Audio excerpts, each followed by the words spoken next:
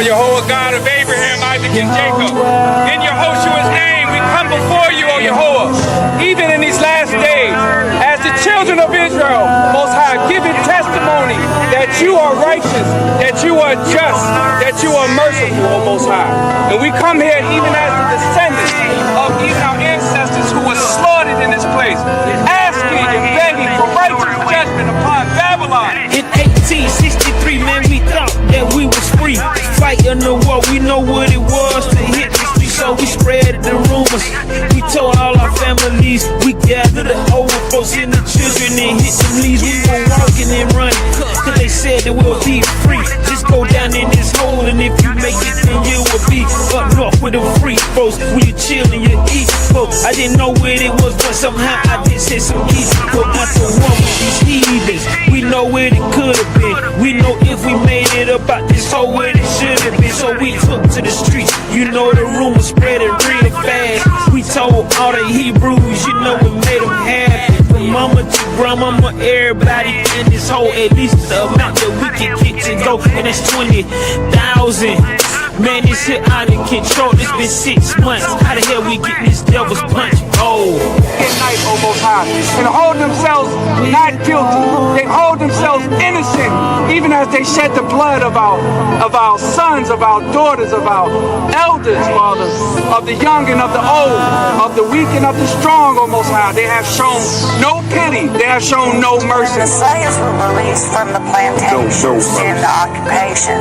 They overran Natchez, and the population went from about... Democracy said we free, but Natchez didn't feel the same. They slaughtered and murdered us. We wish we were still enslaved. They rather be picking cotton than rotting their life away. Infested with smallpox, corruption would never stop. While working around the clock, they buried you where you dropped. You planted us like we crops and hope that we never sprout. But Yah has a final plan, deliver us from this land. He never intended for us to be destroyed by the hands of man. Kidnapped our souls, the devil punch bowl, still in existence under FEMA's control. Rex 84, the king got for playing. These crackers are plotting, I hope y'all Hebrews are praying. Begging for mercy, screaming for grace, preparing your soul for what you destined to face. 13 elites, the mark of the beast. I'm spiritually grounded, giving our praises to thee, Most High. Even the blood of the saints who were slaughtered, even by the whore of Babylon, as she becomes drunk off of the blood of our people. Oh Yah-EL, have mercy on us. Even gather the remnant of Judah and of Israel together in spirit and in truth. Remove even the divisions, oh Most High God, that keep us from coming together. And let us come together in love and forgiveness and unity, Most High, and in faithfulness and in obedience, in submission, in spirit and in truth. We just pray on behalf of our people, JediYAH-EL, oh Most High, that you would cause us to stand in these last days. Give us strength, oh Yah-EL. Pour the Ruach HaKodesh upon us, oh Yah. Pour out the latter rain, oh Most High. Show mercy unto us. Deliver us, oh Yah-EL. Open the gates of heaven unto our prayer.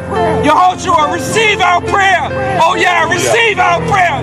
Heavenly Father, let our prayer be as sweet incense before the altar of thy throne, oh Yah. Remember us. Remember the covenant that you made with our forefathers. We repent. Forgive us, oh Yah. We have transgressed. We have dealt iniquitously. Our men and our women and our sons and our daughters, we are all guilty. But we repent with the whole heart. Forgive us, Yah-EL. Deliver us, Yah-EL. Pardon our transgressions, Salak Banu. Forgive us, oh Yah. Deliver us from this bondage, oh Yah. From this evil, from this pain, from this oppression, from all this terror, day and night, oh Yah-EL. Hear us, oh Yah. Deliver us, oh Heavenly Father. Yahushua, forgive us, for we have slaughtered you and we turned you over to the enemy. we hope that we serve you in spirit and in truth, and that our sacrifices and our bondage and our oppression is compensation for yours. Oh yeah, we know that you have waited for us longer than we have waited for you. So have mercy on us, O Most High God. Cause the house of Judah to stand. Cause the house of Israel to stand, O Most High God. And as we stand, bring down the adversary. For Jacob means the supplanter, O Yehoshua. So to supplant and grab the heel of Esau, we must be on the ground, and we are on the ground. Now, help us stand up, and as we stand up, let us take the heel of this oppressor and slam him into the ground, Most High God, and let him go into the pit. Let him go into the devil's punch bowl. Let him go there, Most High God. Bring righteous judgment on Yehoshua.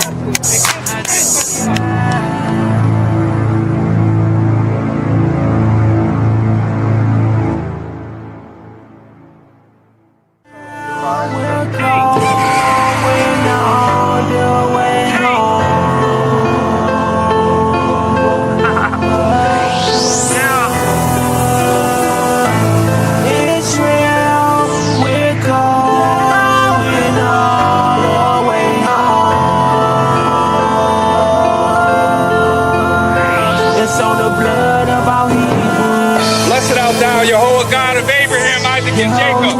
In Yehoshua's name, we come before you, O Yehovah, even in these last days, as the children of Israel, Most High, giving testimony that you are righteous, that you are just, that you are merciful, O Most High.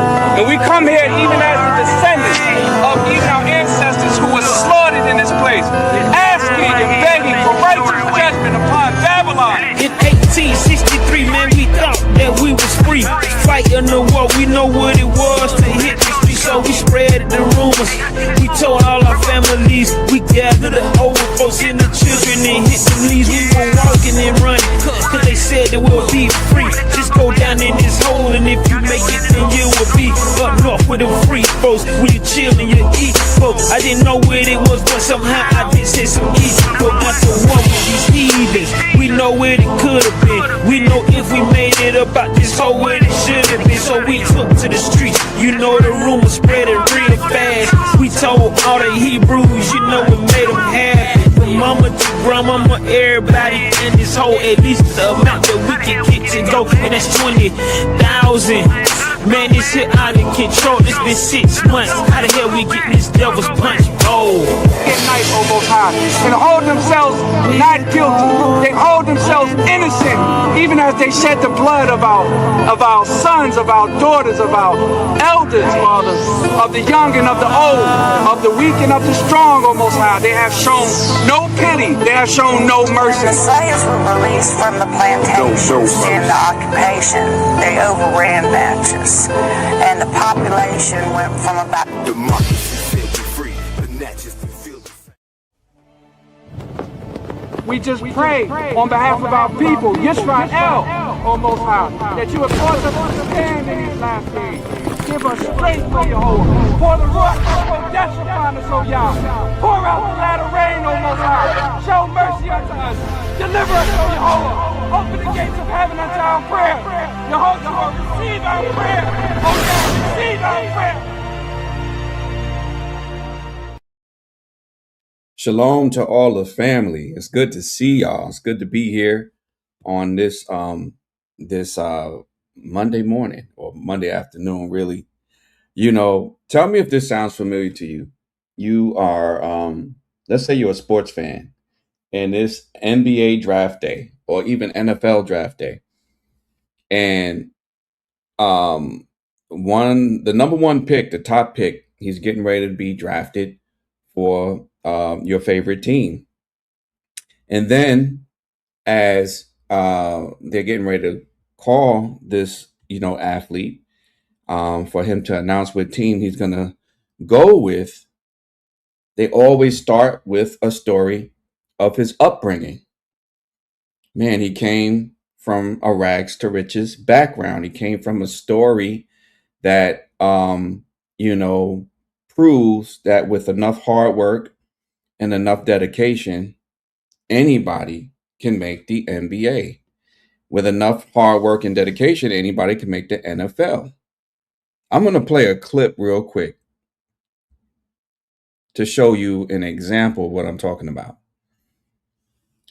How many of y'all know about Giannis Antetokounmpo? I think he is a Nigerian basketball player who plays for the Bucks. I think I forget who the Bucks with city they play for, but I'm going to play this. Before Giannis was the NBA champion and MVP and smacking teammates in the back of the head, he was just a kid in Athens, Greece, hustling to survive. Giannis was the middle child of 5 brothers. His parents had left Nigeria searching for work in Greece. Money was tight, and he and his brothers would sell sunglasses, watches on the streets, anything to help the family. Basketball wasn't just a dream, it was an escape. From those tough beginnings in Athens to the NBA spotlight, Giannis turned struggle into strength. And that's why today, he's not just the Greek freak. He's proof that greatness can come from anywhere. So did you know this about Giannis? Before he became a star? Comment Greek freak if you did. Let's examine this really quickly, family. Oops. You know, in order for this system of white supremacy to exist, remember, we have to dwell at the bottom. We are the ones at the bottom of this pyramid of white supremacy. In this system of white supremacy, we have several tiers where FBAs are always at the bottom. And then we have above them, the FBAs are upholding the immigrant class and the tether class. They're the buffer class. So we uphold this whole system upon which sits the enforcement class, which we have here, which is the media, the clergy, the judges, and of course, the officers. This is the enforcement class of white supremacy. Now, the enforcement class always enforces law and rule to the people who are beneath them. And that's us. The enforcement class here never targets, and I mean never. They never. This is the enforcement class. Let me write enforcement right here. The enforcement class never targets the people above them. So that's the politicians. That's the major corporations. And then we got the bankers. The enforcement class specifically and fervently targets us at the bottom, FBAs. And then after that, they may go after some immigrant groups. But rest assured, everyone above the enforcement class is safe. And that includes the small hats. When's the last time you seen any small hats getting arrested for crimes? When is the last time you seen small hats and rabbis do the perp walk?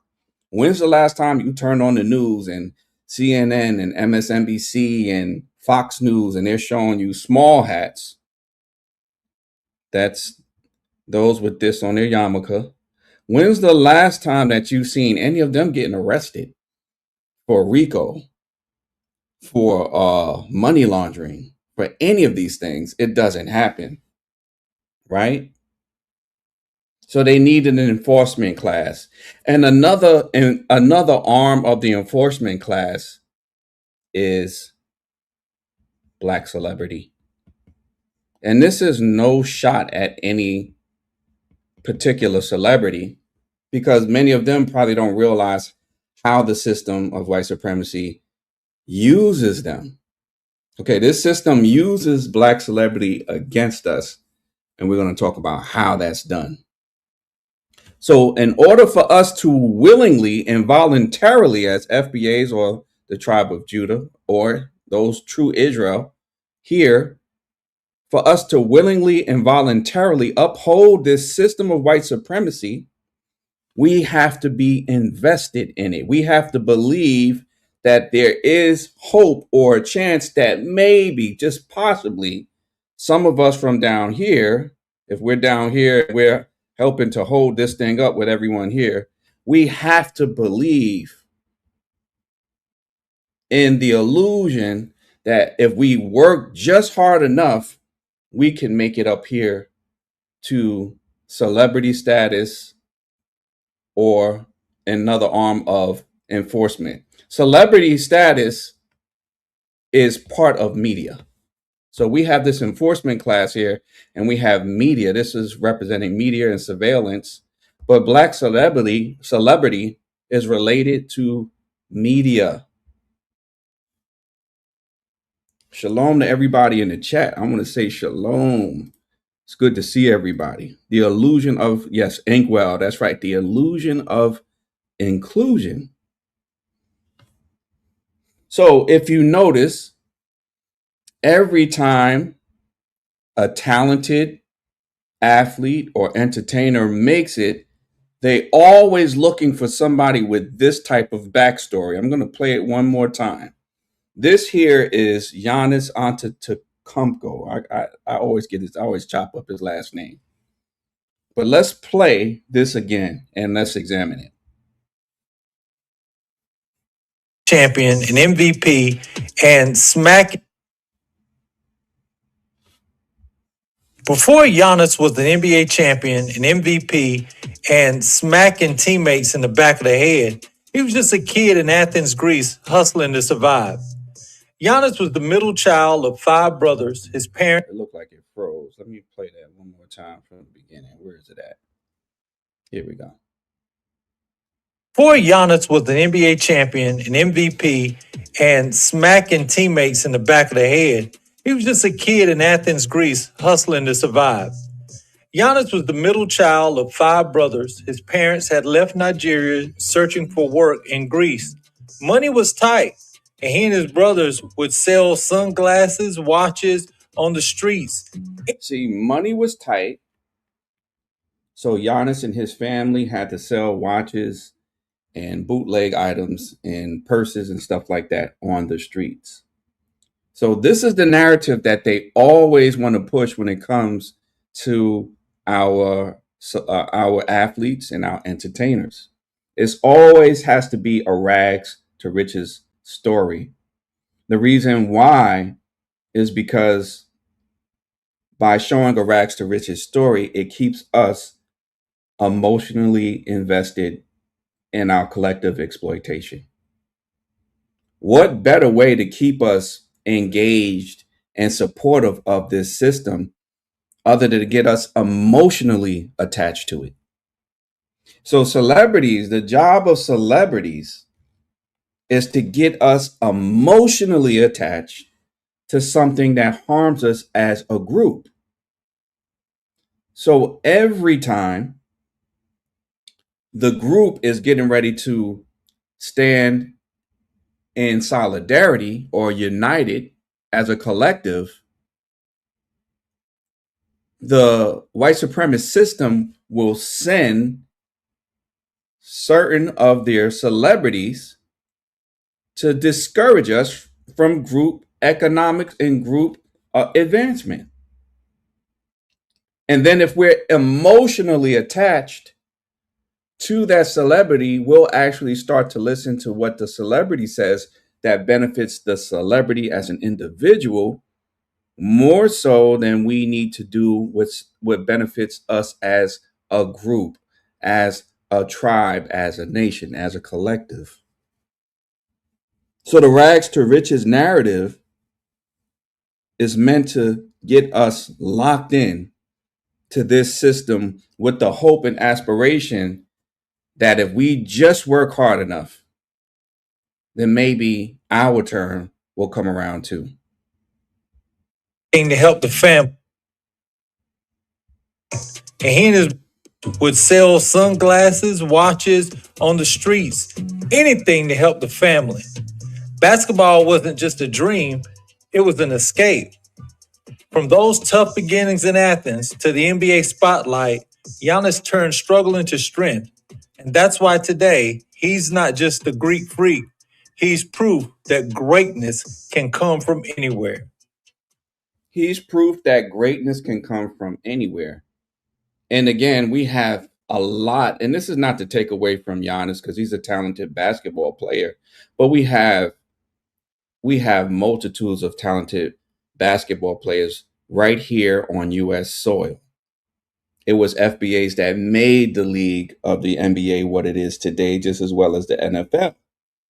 So now the narrative is to look overseas and try to find as many FBA looking basketball players to come and fill up the rosters of the NBA, because they know that FBA have a certain fight in us. We have a certain spirit.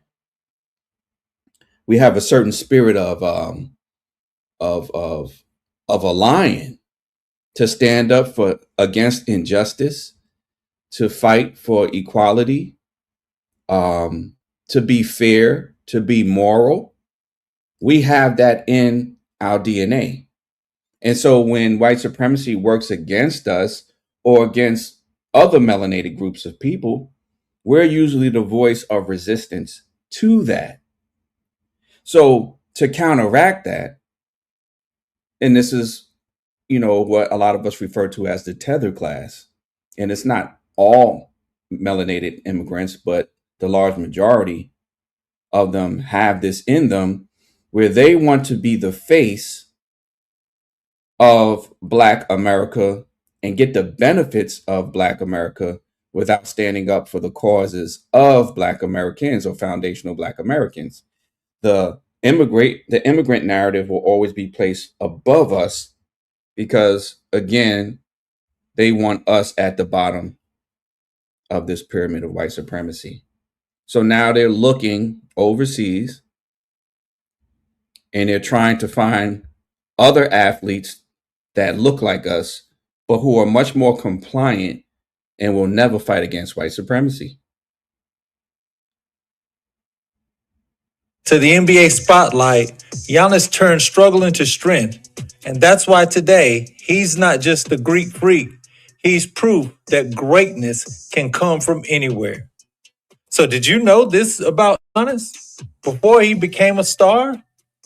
Comment Greek freak if you did. All right. How many of you in the chat know about Shedeur Sanders? Put a 7 in the chat if you know about Shedeur Sanders. Deion Sanders, one of his sons, who's a quarterback for Cleveland.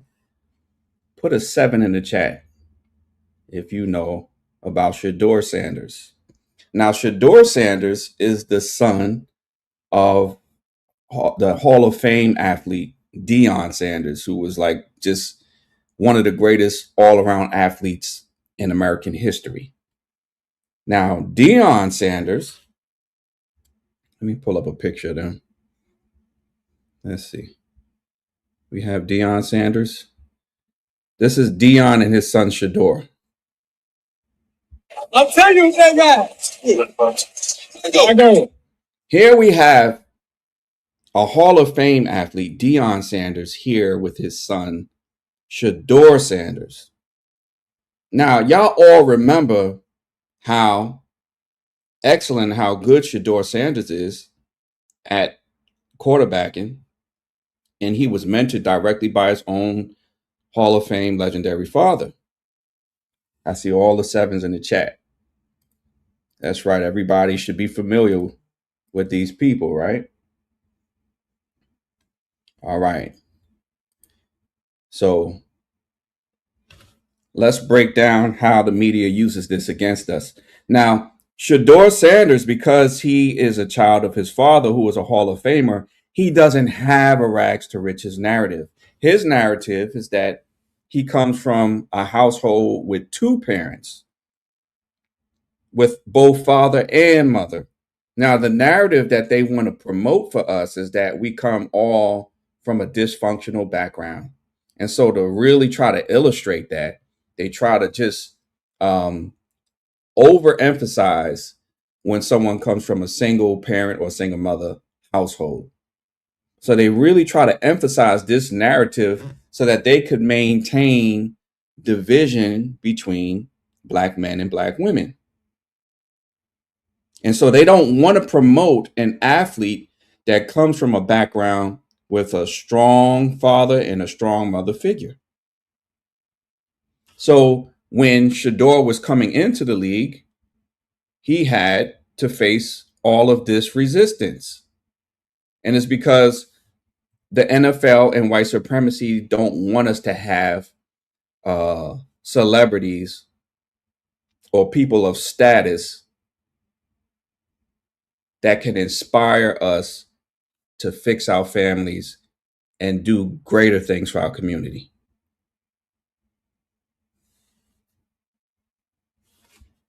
Crazy. Shedeur Sanders came into the 2025 NFL draft with superstar energy, flashy chains, shades on, big swagger. But as pick after pick passed Shedeur by, you could see the confusion and hurt set in. Behind the scenes, the word is, there was already a quiet blackball at play. NFL owners weren't feeling Shedeur's image. Too flashy, too confident, too much like a rap star. They want humble quarterbacks, not entertainers. Then Donald Trump even chimed in, blasting the NFL for passing on Shedeur, calling them stupid, and saying his genetics from day on made him special. Now the real question, was this just humbling? Or was this a warning shot to the next generation of athletes who dare to carry themselves like kings before they even step on an NFL field? Let us know in the comments what you think happened. Well said on that one. So as we look at this, when you carry yourself as a king and when you carry yourself as a queen, because we are the royal seed, the royal house of Judah, the royal house of Israel, when we carry ourselves that way, this system resists that. And they do not want to promote it in any way at all. So Shedeur Sanders didn't even get picked in the first round. I think they picked him in the 5th round to try to intentionally sabotage and humble this brilliant young man. And he's brilliant because his father really instilled a lot into him. And he had the influence of his mother.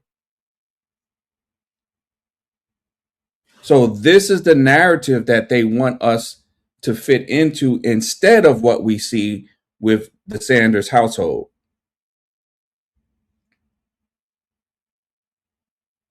Before Giannis was the NBA champion, an MVP, and smacking teammates in the back of the head, he was just a kid in Athens, Greece, hustling to survive. Giannis was the middle. You're right. 8149. They don't want us to have parents as our role models. They don't want us to have people in the grassroots as our role models. The ones who stand up sincerely for our people, they don't want them to be our role models. They want those who will not resist this system to be our role models. So Giannis Antetokounmpo is a Nigerian who I think fled to Greece. So he's not going to rock the boat when he comes here to America. All he's going to do is play basketball and smile when they tell him to smile. He won't resist the system of white supremacy because they're going to use him and his image as the face to justify white supremacy. And this is how it's done. Let's show you.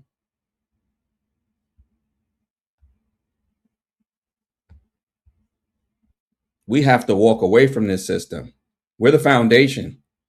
But when we delineate, that means just separate. We don't have to become violent. We don't have to become socially toxic. We just have to delineate. We just have to separate. And it collapses upon its own self. So let me use a different color here.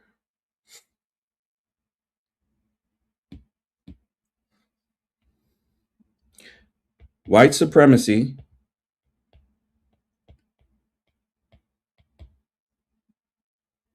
is threatened by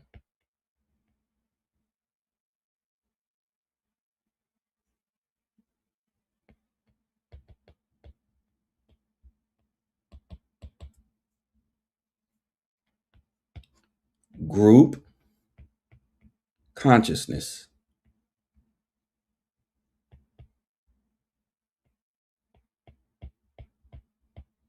Okay. Lineage based claims. This is why when we say oh man, it's not writing there, huh? Give me a second, family. Okay, here we go. White supremacy is threatened by group consciousness, 1. 2, lineage-based claims. This is why when we say FBA, which really means Judah, it's so effective. Because let me tell you about this. Let's put marching. Okay, and protests. Okay. White supremacy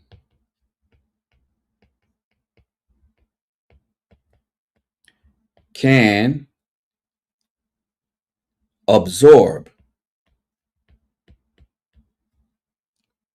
non-lineage based protests.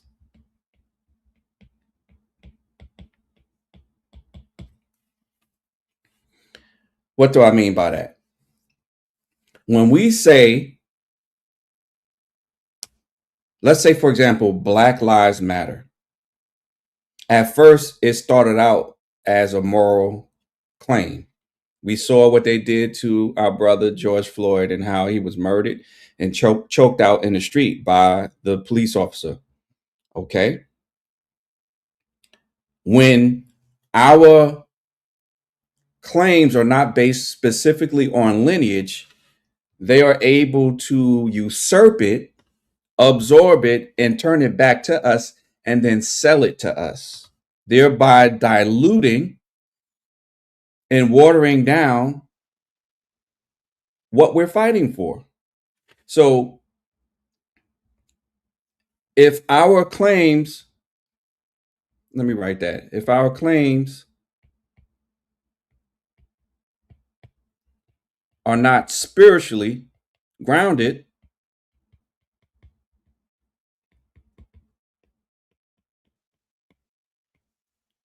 then white supremacy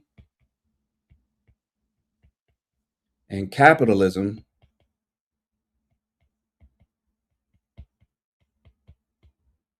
overtake it. So they will put people into position, certain carefully picked leaders of Black Lives Matter or other groups that they control or that they finance, and then they'll use those leaders to re-steer or redirect the narrative in a way that benefits the system more than it benefits our people. Okay? They're going to take figureheads. They're going to take celebrities that they invent. These people will be invented by these people. You'll see them on the news, on Fox News, all of a sudden, somebody you never seen in our community, and they'll say, hello, this is Tanya Blackman, and she is a civil rights leader. She's a Black leader. Yet we've never seen her in the community. This is Daquan Robertson, and he is a black leader, and he's here to talk to us today about why we don't need reparations. So they will give these people positions, and they will give them titles, and they will put that title on, just like you see at the bottom of the screen, you see it sliding by. They'll put the same thing for these fake black leaders or fake celebrities, and it'll put the title of black leader behind them, and it'll scroll across your screen with their name. And then when you see them, they're telling you the leaders that they certify, that they appoint. These are the leaders that they want us to have, not the leaders that we tell them we have. Okay? So this is how they overtake us. So as long as we worship celebrities, and this is again not about any one celebrity in particular, but if we constantly fall into the narrative of that, oh, this person made it and they made it from a rags to riches narrative, that's always going to trump our needs collectively. So we have to get to a point now where we put our collective needs above the individual celebrity. And delineation helps us to do that. Delineation helps us to move back into our birthright as Hebrews. The Most High has given us a divine birthright. And the scripture says that we read, let me go to it really quickly. In Deuteronomy, I think we were reading 15. When you have a Hebrew slave, which America had us in slavery for 400 years. Let's see. All right, Deuteronomy 15 and 12. And if thy brother, a Hebrew man or a Hebrew woman, be sold unto thee and serve thee 6 years, then in the 7th year thou shalt let him go free from thee. This place has kept us here for 400 plus years, okay, and still has yet to make us free. And when thou sendest him out free from thee, thou shalt not let him go away empty. So when they emancipated us here in America, they set us out with nothing. See, so spiritually, by divine law, we have a right to what's owed us, right? But as long as we have celebrities who have sold their soul or are in agreement with this system, they will never speak up for us collectively. So in 2026, we're in 2026 now. In 2026, our people have to get to the place where if the celebrities are not with the grassroots, and if they're not actively denouncing white supremacy and using their resources to help denounce it, they can't speak for us. They cannot be the voice for us either. Because that's a different type of tether, if you will. That's a different type of Judas, or someone who's meant to undermine the advancements of our people as a whole. Yep, they don't even follow scripture. That's right.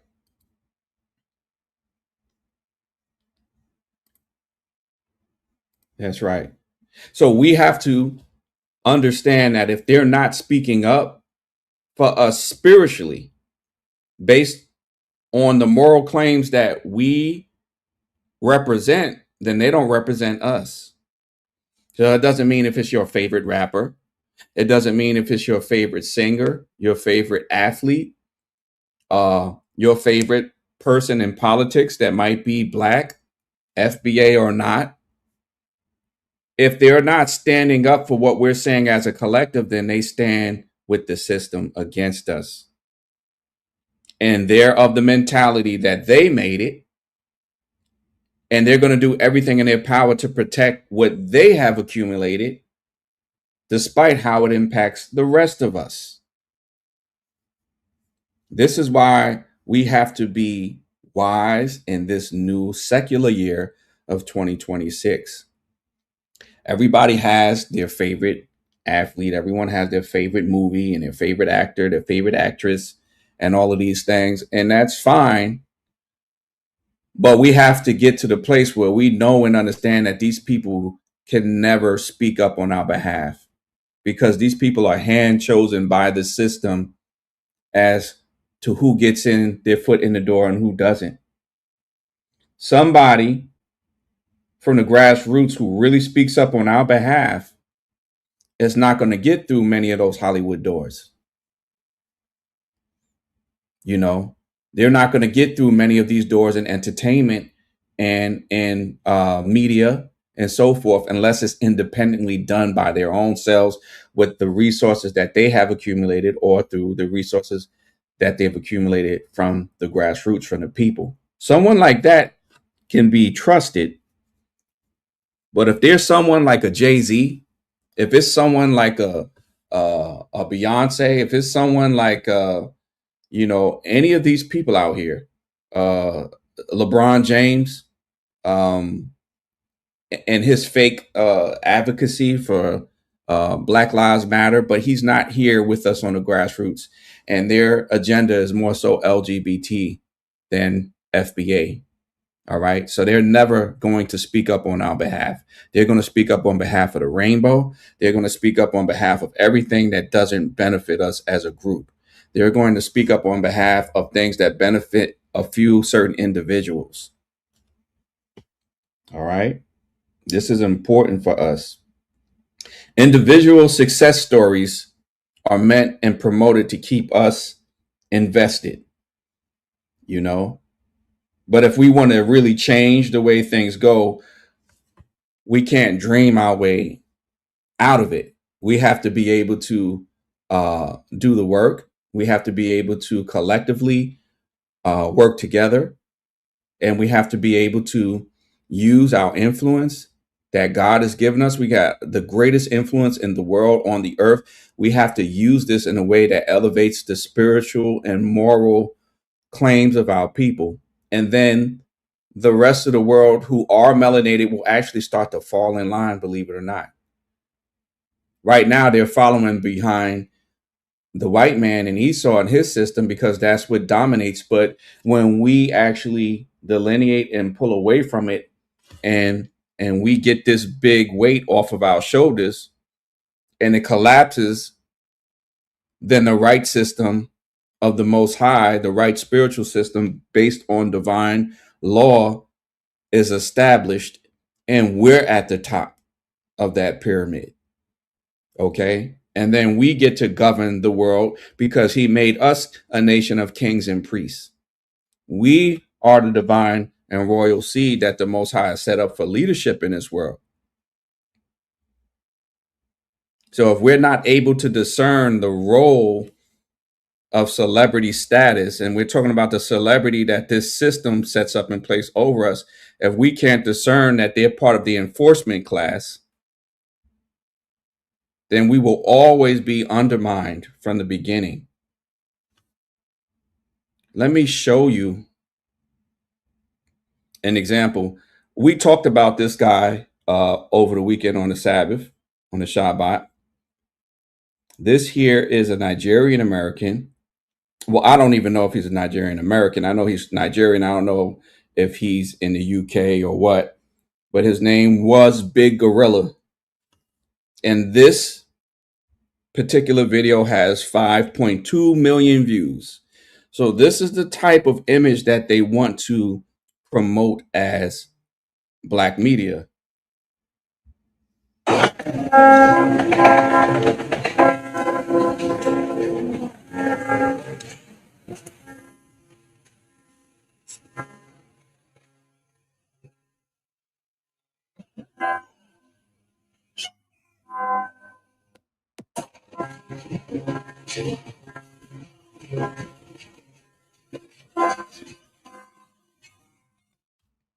That guy is he's perfectly fine with bondage and captivity as long as he has a plate of food in front of him.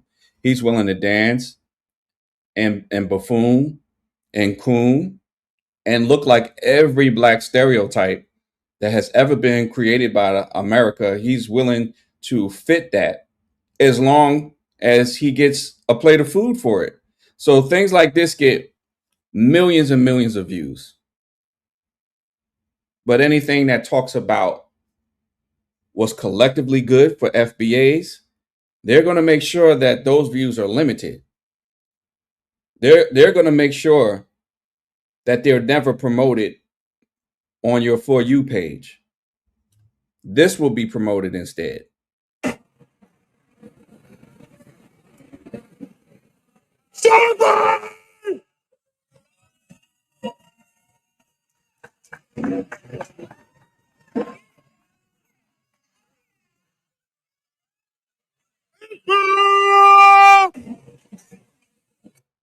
They'll promote that.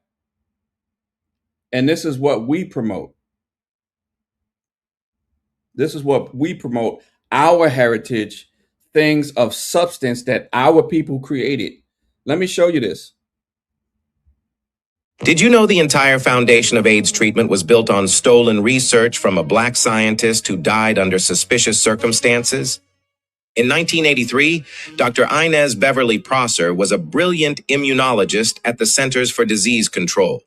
When AIDS emerged as a deadly mystery, she was already studying T-cell functionality. While others struggled to understand the disease, Prosser discovered HIV specifically targeted CD4 T-cells. She developed the first viable treatment protocols that would save millions of lives. But her white colleagues began excluding her from meetings and stealing her research. They published her groundbreaking findings under their own names in major medical journals. Pharmaceutical companies used her exact methods to develop AZT and other medications worth billions. Meanwhile, Prosser was demoted, and her original research files mysteriously vanished from CDC archives. In 1987, just months before the first FDA-approved AIDS treatments, she died in a suspicious car accident. Her family later found hidden research notes proving she created modern AIDS treatment. White researchers received Nobel Prize nominations while her contributions were erased from history. Did you know the entire... Isn't that wild, y'all? This sister here laid the foundation for research for HIV/AIDS, which killed millions and millions of people. And they raised billions of dollars for AIDS research, still to this day. And this sister developed the whole foundation of their treatments. They stole her research, gained Nobel Peace Prizes off of her research, not to mention made a multi-billion-dollar industry annually off of the medications and treatments that they give. She dies mysteriously and her family is never compensated. But we don't know her name.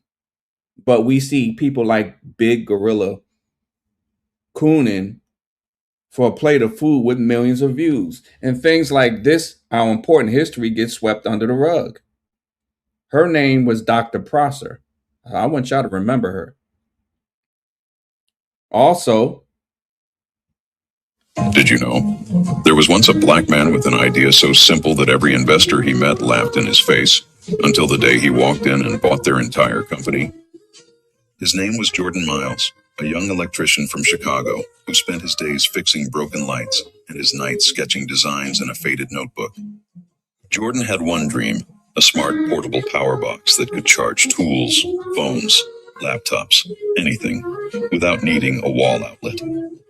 A mini generator the size of a lunchbox. When he pitched it, every CEO told him the same thing. It'll never work. You don't have the background. Stick to your day job. One executive even chuckled and said, "Kid, ideas are cheap. Try reality." So Jordan built reality. He sold his car, slept in his workshop, and used scrap wires and old batteries to create his first prototype. It wasn't pretty, but it worked. And when a construction crew tried it, they bought 10 on the spot. Word spread fast. Electricians loved it. Campers loved it. Disaster relief teams loved it. Jordan's tiny workshop turned into a warehouse. Orders piled up faster than he could build them. Within 2 years, his invention was being sold nationwide. But he never forgot the company that laughed at him. The same company that once rejected his idea and later tried to copy it. Jordan didn't sue, he didn't complain. He waited. And when that company hit financial trouble, Jordan walked into their boardroom in the same building where they dismissed him years earlier. Only this time, the receptionist didn't ignore him. The executives didn't smirk. Because Jordan wasn't there to pitch an idea. He was there to buy the entire company. When the papers were signed, Jordan looked at the CEO who once mocked him and said, "Ideas aren't cheap. Vision is." Today, Jordan Miles owns multiple patents and runs one of the fastest growing tech energy companies in America. And the people who once laughed at his dream, they now work for the man who refused to give up. Did you? Jordan Miles. To create his first prototype. Campers loved it. Disaster. Jordan Miles is a FBA black man who invented and created portable generators. Could you believe that? Look how much history we have for creating things that benefit the whole world. So anytime there's a hurricane or a storm and people need to power, their houses, or people need to power for rescuing, they rely on portable generators. When people go out camping, or if power goes out, electricity, gas goes out, you can use a portable generator. That same technology, I'm sure, is used in vehicles, that you can charge up certain things without it affecting your battery. All of this was invented by this man. But you're right, Brother Don, but they say we have no culture. Exactly. So all of this, they refuse to publicize. The media refuses to have that man. Why hasn't that man been on a news segment to talk about his contribution and his invention? Why don't they highlight these stories? The only stories of ours that the media wants to highlight is some rags to riches story about how somebody made it into the NBA. And that's no knock to our brothers and sisters who play sports and those in entertainment.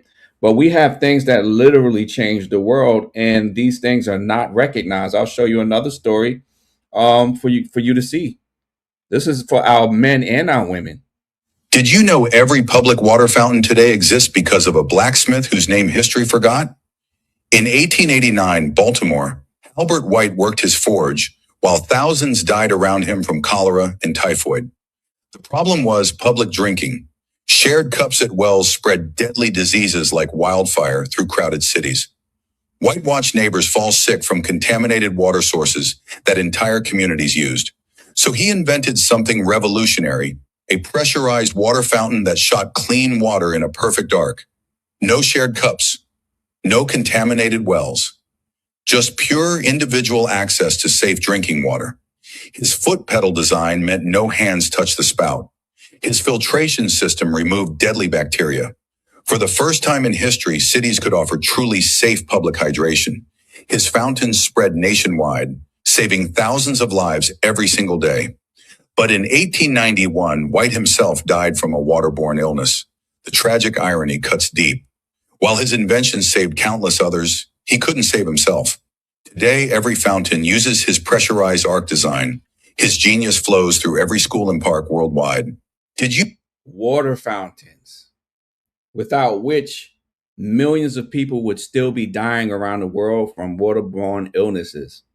So a brother here, FBA, invented water fountain systems and pressurized water pipes to deliver clean, drinkable water that saved lives all around the world. Yet this is not mentioned in our school textbooks. This is not mentioned in the media. This is not mentioned at all, but they want to throw, they want to tell us who we should honor within Black history, and it's always going to be Martin Luther King, because they can spin that narrative to use portions of his speeches to get us to hope in this system that will never benefit us. Martin Luther King's speeches have been remixed and they have been used to make us docile and to think that we could actually benefit from a part of this system that has been established from its beginning to exclude us. So this is what they have done historically against us to undermine us. Let me show you another sister. Did you know the foundation of all radio broadcasting came from a black inventor trying to stop train crashes? In 1887, Granville Woods developed the railway telegraph system that would change communication forever. Hundreds were dying in train collisions because moving locomotives couldn't talk to stations. Woods solved this with electromagnetic wave technology, allowing trains to send messages wirelessly while speeding down tracks.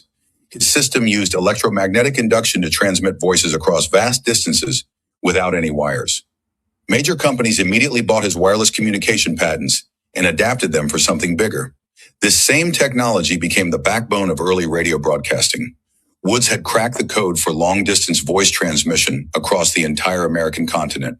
His railway communication system provided the tech foundation for AM radio and ship-to-shore communication.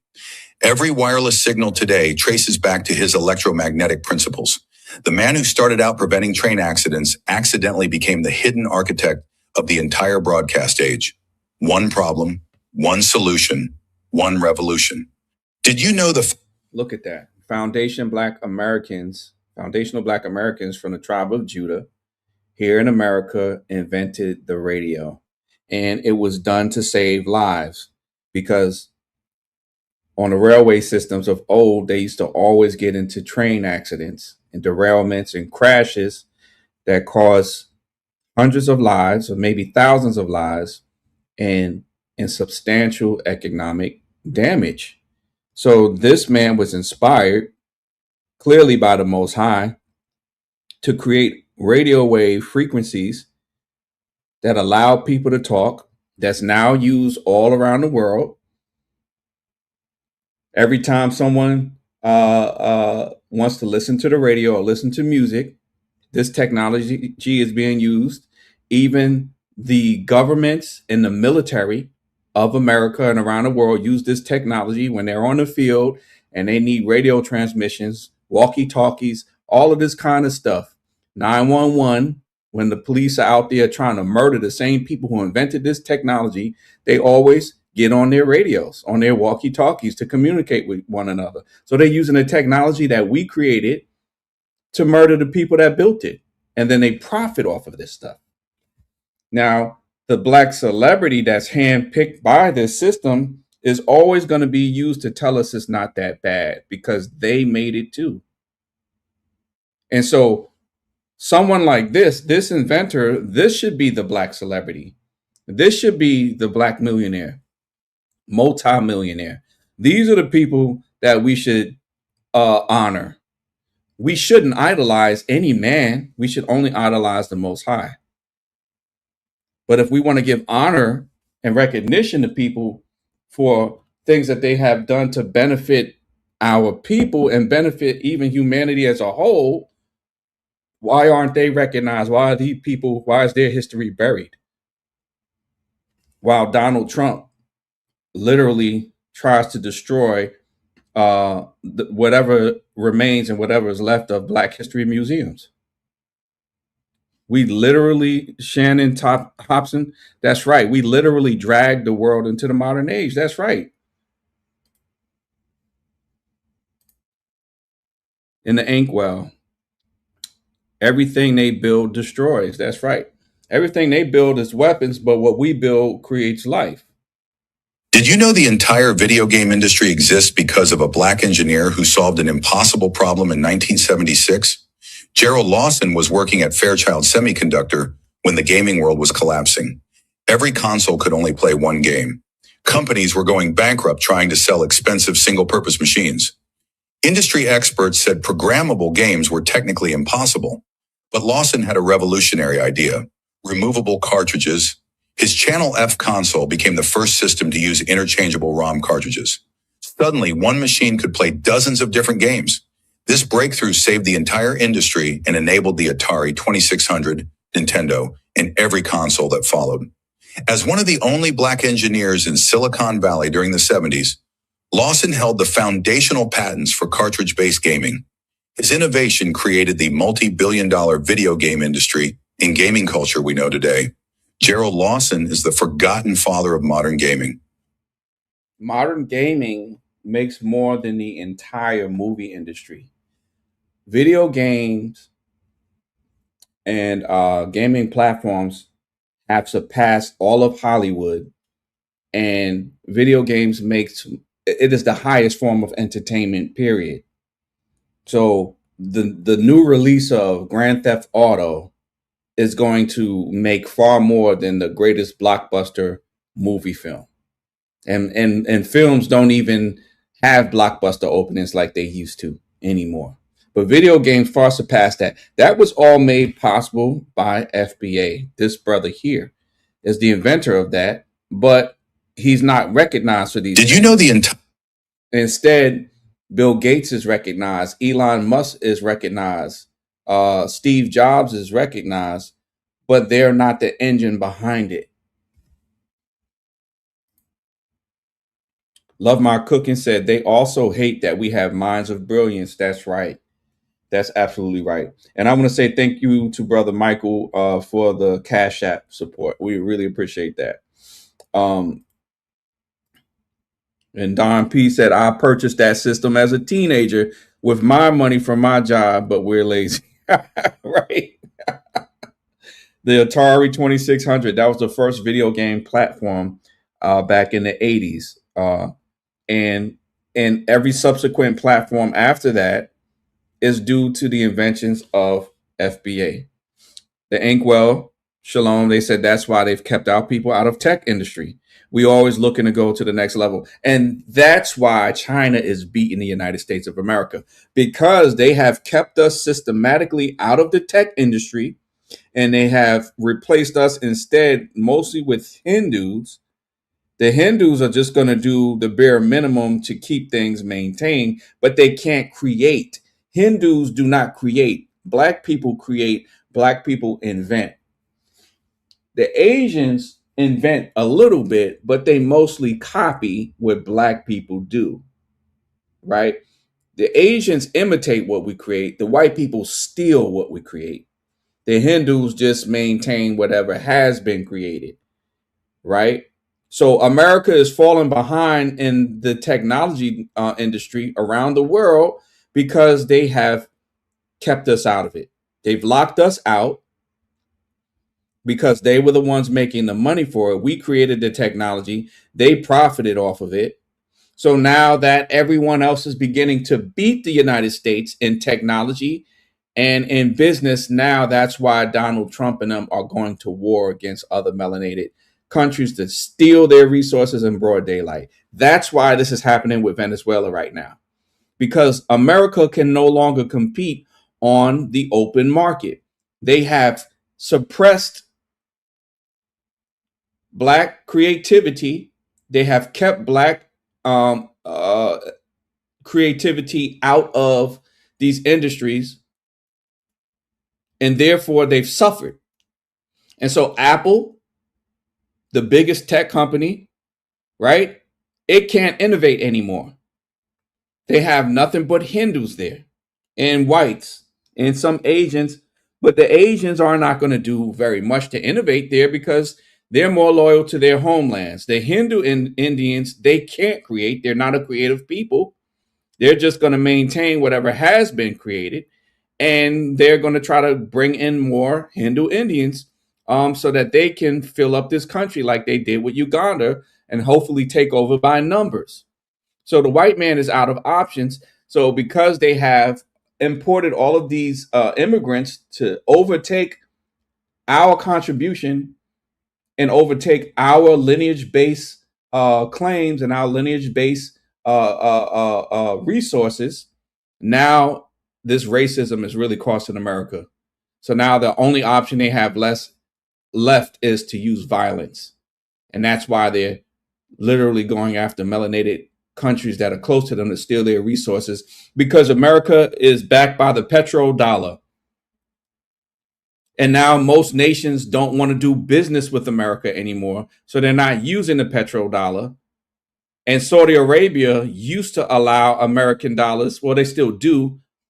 They used to exclusively only use American dollars in the buying and selling of oil.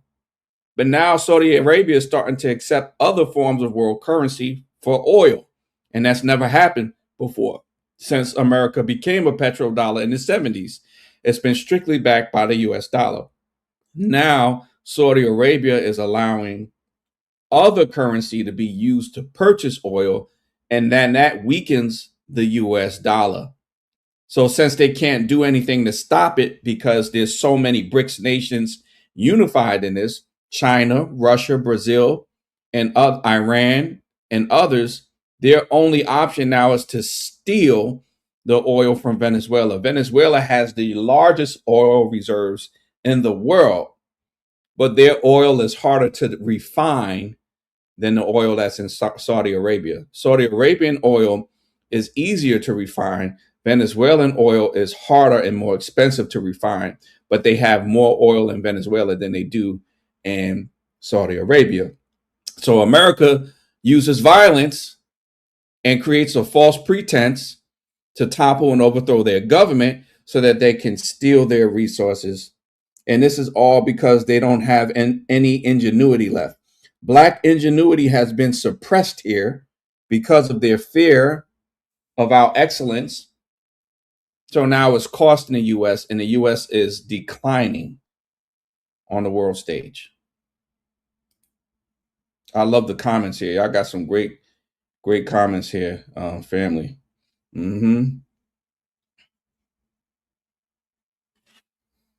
So let me Entire video game industry exists. Let me show you one or two others. It's amazing when you know our history and what we've contributed here. Did you know the Gullah Geechee people were never brought from Africa? Did you know that slave catchers once fled in terror after encountering something they never expected to see? In 1835, a group of bounty hunters tracked escaped enslaved people deep into the Florida Everglades. They expected to find defenseless runaways hiding in the swamps.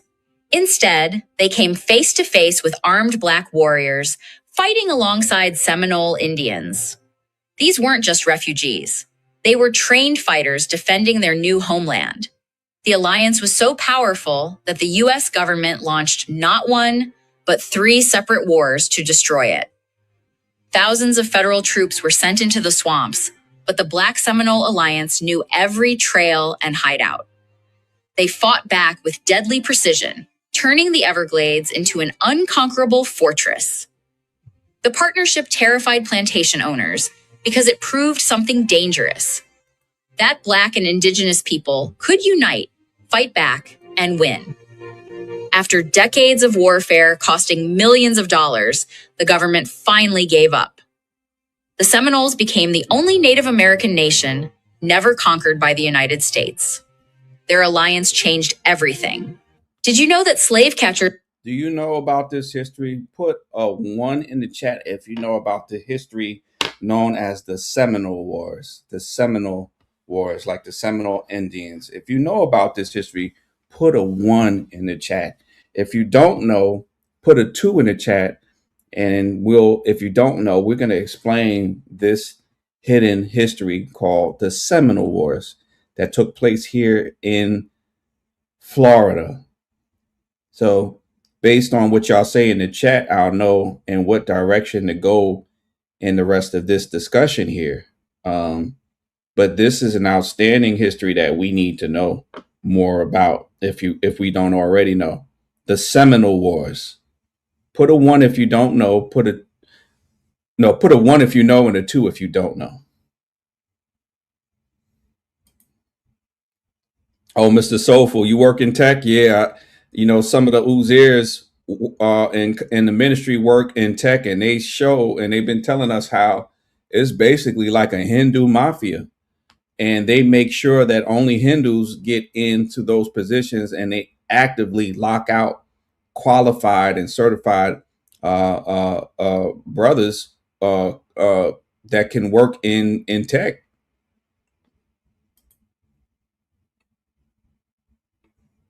Seminoles. Let's see. We see some ones there. Okay. And I see some twos. I see a bunch of ones and twos here. We got some ones, somewhat, Brother Dark. Okay. And we got a lot of twos as well. Okay. The longest U.S. war in history. Okay, let's talk about the Seminole Wars. All right. This is one of the reasons why I moved to Florida. And that's another story.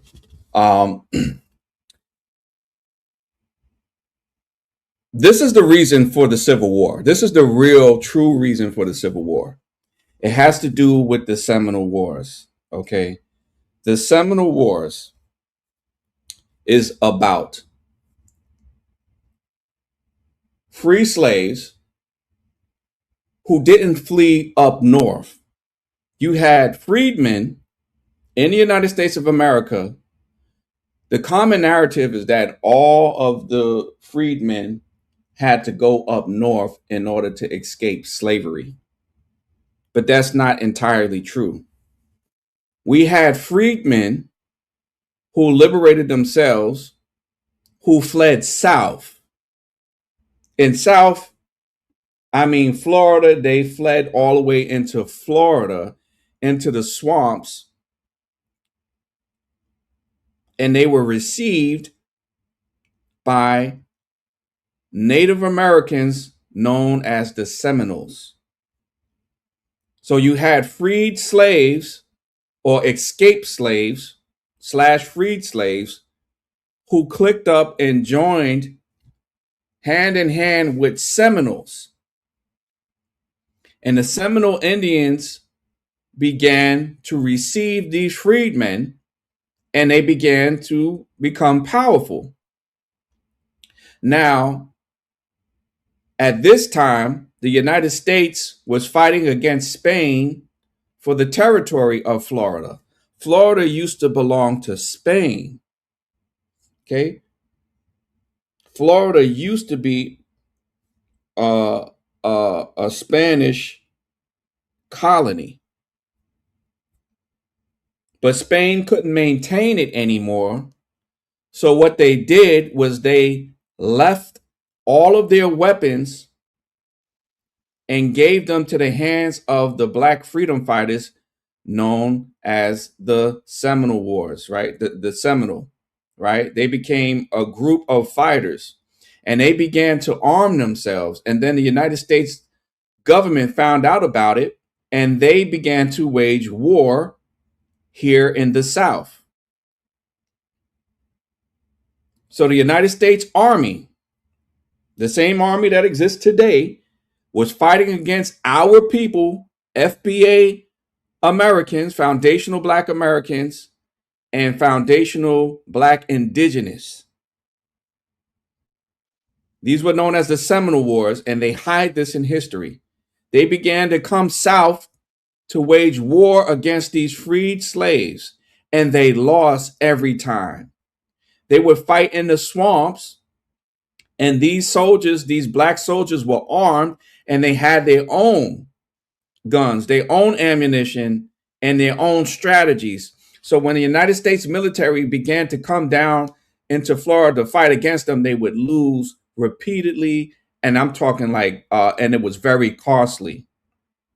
And this happened, I forget the length of years. I think it might have been 10 years or more. I can't remember exactly the length of the war, but they kept losing. And so this created a big division between the North and the South. So white Northerners and white Southerners began to fight one another because they kept losing these battles, and these battles were fought in the South, and they didn't really benefit the North. So millions of dollars at that time, which the dollar, is much less. Back then, a dollar would buy you way more than a dollar buys now. So you're talking about millions of dollars back in those times was being spent to wage war against this Black Seminole Alliance. And Southerners expected that Northern white people would sign up for the military to come and fight against these people here. And I think the Gullah Geechee people come out of this group of Seminole and Black Alliance. Okay, Toda for that. The Seminole Wars were a series of 3 conflicts in Florida spanning from 1817 to 1858. That's a long time. That's about 40 years. Okay. Can you send that to me? Oh, I hit the wrong button. Let me see. Can you text that to me? Send that to me, and I'm going to pull it up for everybody to see. Toda. I'm going to pull up the information so you can see. This is what really caused the Civil War. And this is what really created the division between the North and the South. I'm about to pull it up for everybody.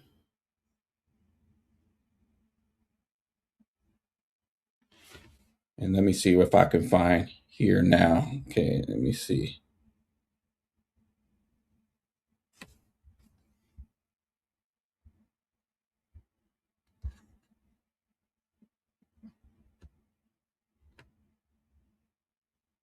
Seminole Wars. Okay.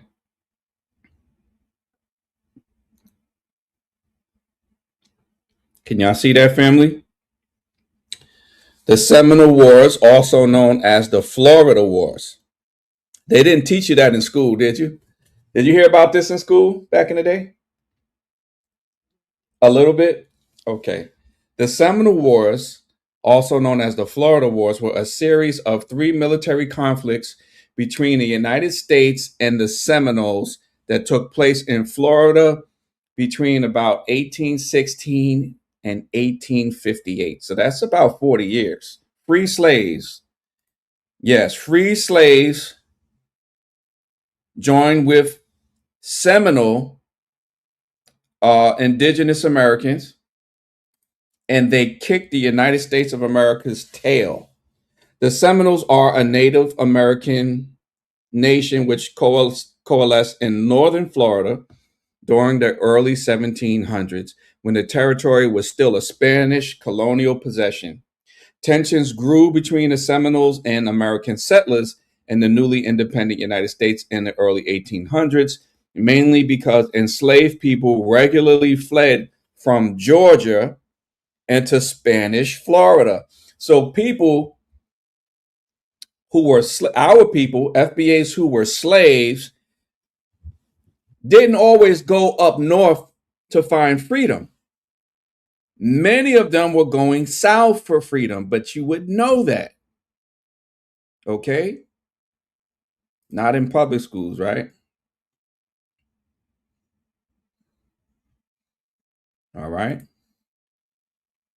I'm trying to see the comments as I get into this, so forgive me if I can't see everybody's comments. Yeah, I never learned about this in NYC schools. Yeah, that's where I learned in NYC. I didn't get none of that in school. Freedmen equals Moors as well. Thank you for that. I'm gonna, okay. Let me remove, okay. Let me tell you about the phrase Moor. Let me tell you about the phrase Moor. Many people may not know this, and this is very important because, again, this has to do with our FBA, original FBA identity. Man, this is going way longer than I thought it was going to be. But this is good. Let's look at the term Moors.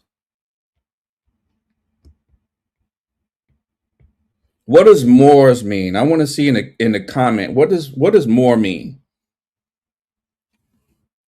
Sentinel 2343 put freedmen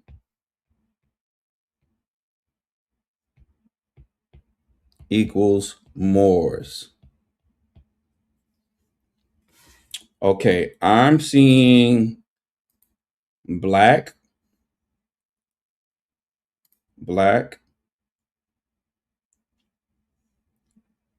Oh, Sentinel says more of this made up crap. I guess you're a hater. Well, we're going to show you what it means today. You know, people don't want to know the truth, and we're going to show them the truth. We're showing you right here. I mean, we just pulled up about the Seminole Wars, and they're still going to hate anyway. Let me, yes, do we have any moderators? You know, kick that person out of here. Kick Sentinel out. Matter of fact, I can do it myself and nobody else does. Let me see.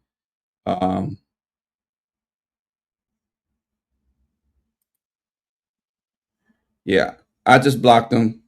Thank you for letting me know, because I can't keep up with all the comments. I see some of them. So yeah, I just kicked him out. He's a troll. He's done. Okay. So I see black. You're welcome. No problem. They don't want to know what the truth is. Moors was converted black people to become Muslims. This is very good also. Okay. This is the origin of the word Moor. This is the true origin of the word Moor. The origin of the word Moor.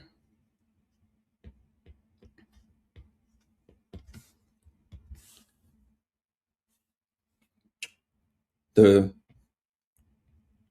original definition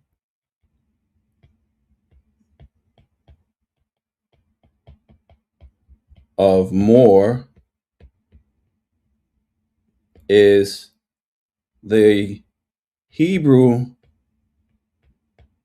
word for illuminated. And this is what white people stole to make Illuminati. It comes from the word or, which means light. Moors were black people, black Hebrews, who began to be conquered by Arabs, right? We're talking about not the West African slave trade, but the East African slave trade. Okay, this is the East African slave trade that forced black Hebrews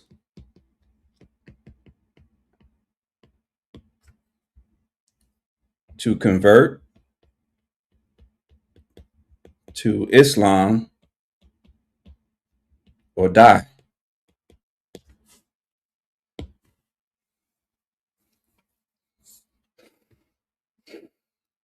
Okay.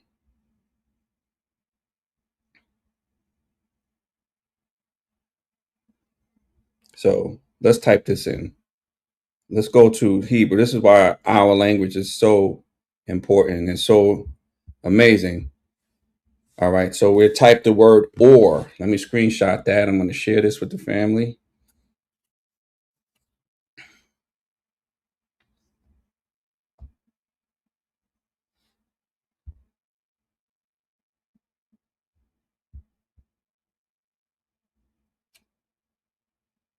Okay. If we look at this Hebrew word 2:15, or, okay, this is like where we hear the names of the angels like Oriel, that means the light of Elohim, okay? Or the light of God, or Uriah, the light of Yah. It comes from this word or, okay? Or means literally and metaphorically to shine, to set on fire, or to be lightened, okay? So when we say more, we're taking the same word,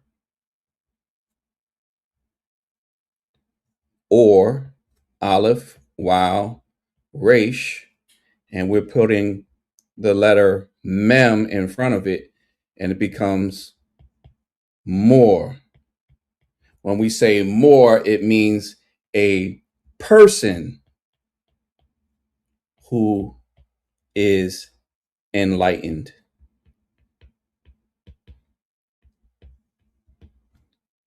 Illuminated. Okay, or shines. This is the root of more. This is what it means to be illuminated. The white man emulated, and this term more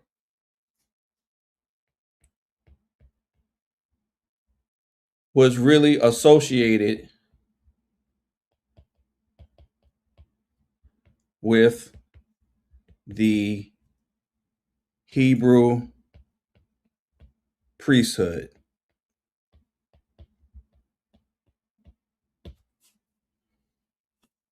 So priests in Israel, in this region, especially through the order of Melchizedek,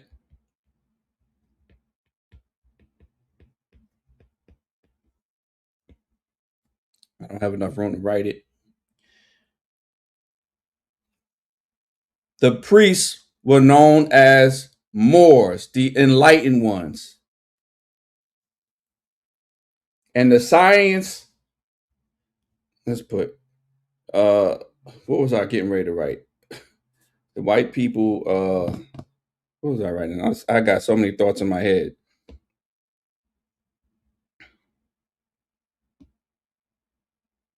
I was writing something here. Sorry, family.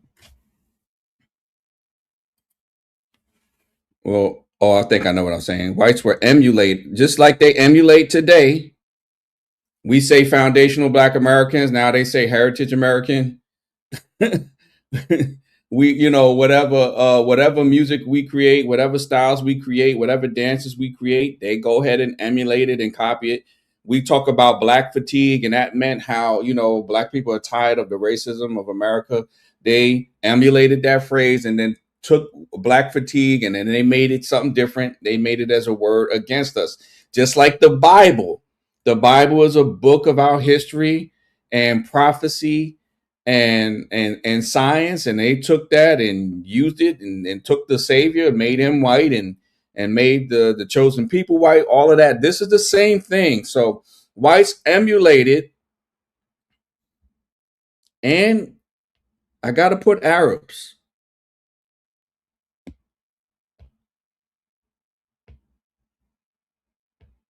Whites and Arabs emulated the ancient Hebrew priesthoods.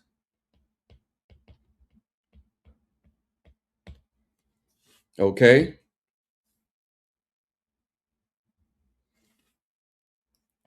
Hebrew priests and scientists were known as Moors, which means illuminated,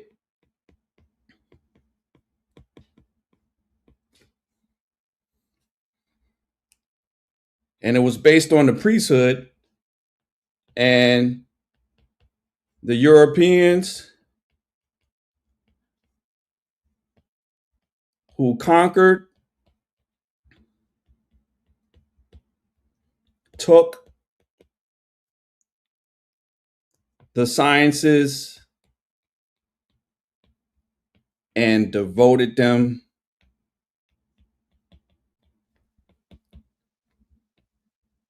to Satan.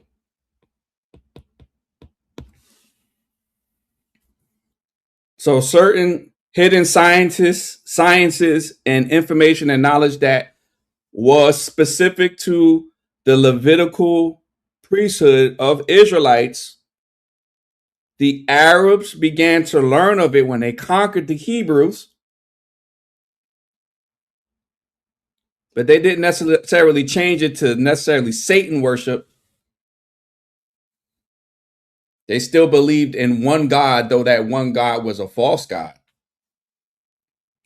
But by the time the Europeans conquered the Arabs, the Europeans got knowledge of this, and then they formed the Illuminati. And then they made a demonic priesthood.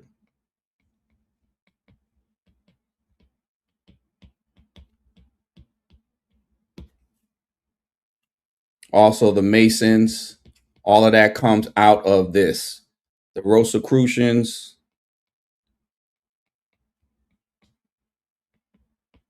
etc. They were emulating the priesthood, the Israelite priesthood. This is where alchemy comes from.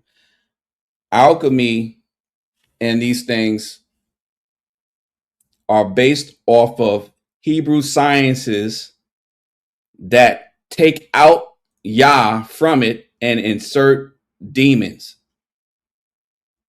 Information that was dedicated and devoted to the worship of the Most High was taken and stripped of its spirituality and then replaced with Satan and fallen angels.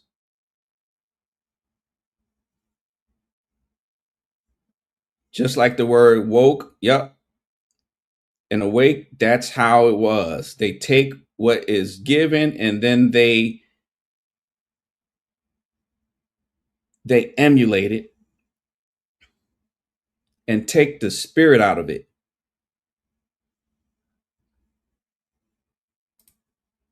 All right. El Shaddai, that means the Most High, the Almighty, right? So the Arabs took out information. If y'all enjoying this video, I want y'all to put a 7 in the chat or put a hallelujah. We're going to praise the Most High. This is our history, family. This is our history. These are things that I guess I wanted to talk about to some degree or another, but sometimes you just got to wait for people to be ready to hear certain things.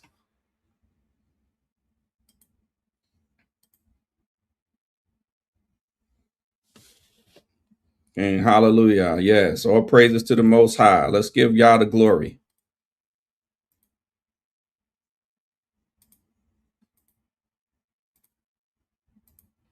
Hallelujah. Hit a thumbs up if you hadn't already.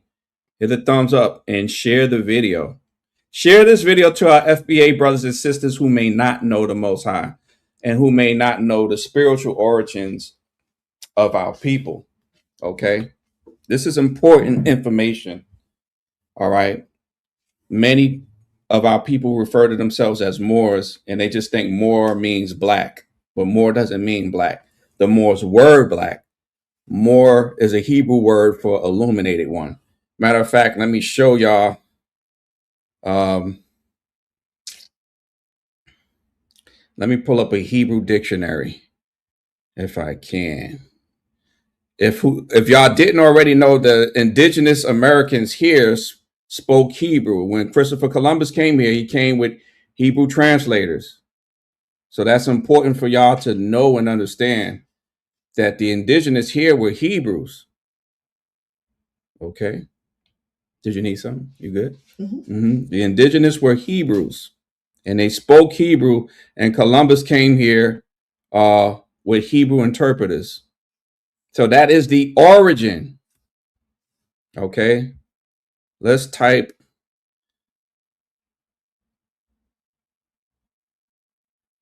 Okay.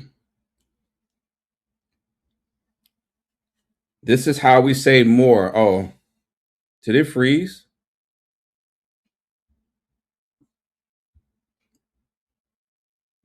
Did it freeze, family? Did the screen freeze up?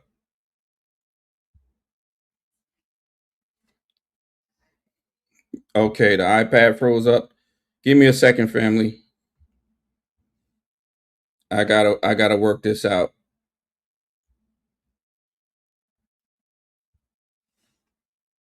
Bear with me a second, family.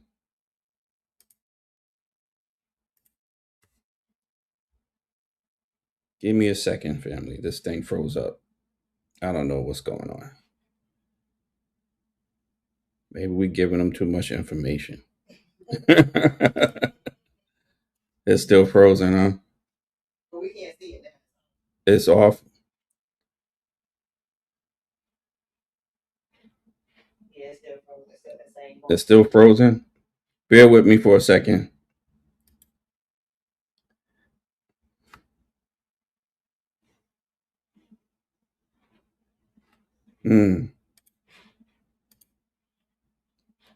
Just hang on a second, family. I'm here. I'm trying to work this thing out. Boy.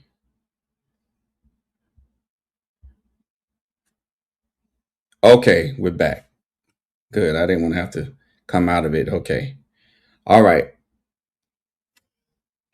There we go. Okay. All right. This is how we spell more. Okay. This one says my or, but there's a way where it's also more. Okay, from the word or. This is or right here. Let me just screenshot this and I'll bring it in. And again, share this with oh, hey, I need you to take this call. Casita.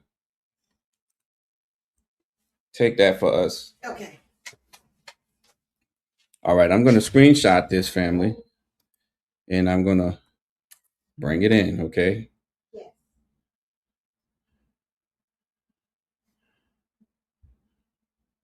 All right.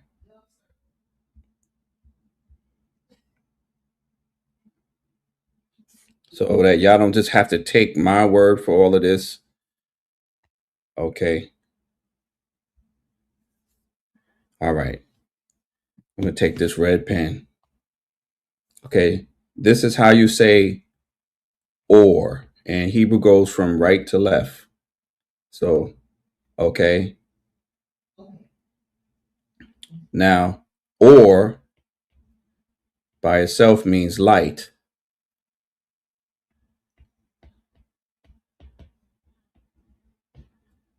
I'm going to put under it or. When you put this in front of here, you get more.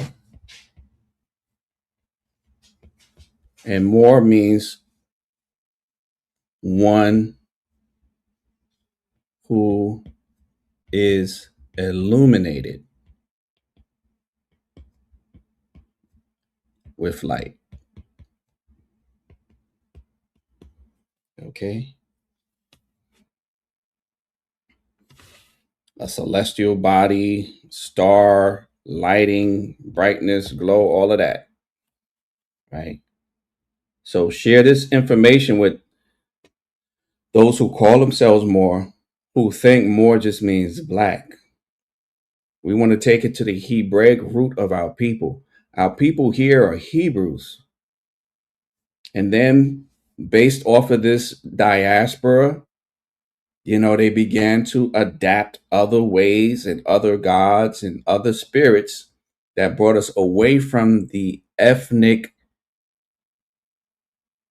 origins of our people, which is our Hebrew nature, and the Most High Yah, Yehovah, as our God, his son, Yehoshua, who the world calls Jesus. This is the root. That's why, for those who don't understand the importance of the Bible and the importance of us knowing the Bible in our own language, all of these things start to come back. Okay. If y'all with me, put a 7 in the chat, and then we'll start proceeding. Okay. Let me see. I just want to make sure everybody's on the same page. Yes, these are the Israelites from 2nd Ezra 13 and 10. Here you go. You're going to have to keep that with you. Okay. Yes, these were the Native Americans. And these Native Americans spoke Hebrew when Columbus got here. It's in the record books. So we're not making this up. Okay, we got a lot of 7s here. Okay. Shalom Abed Yah. Brother Derek. We got all of the family on the same page here. Okay, good. So a whole lot of 7s here. So I want to move forward. Okay. All right. So that's what it means to be more. That's what it means. It means the illuminated one. So the Europeans, they conquered the Arabs.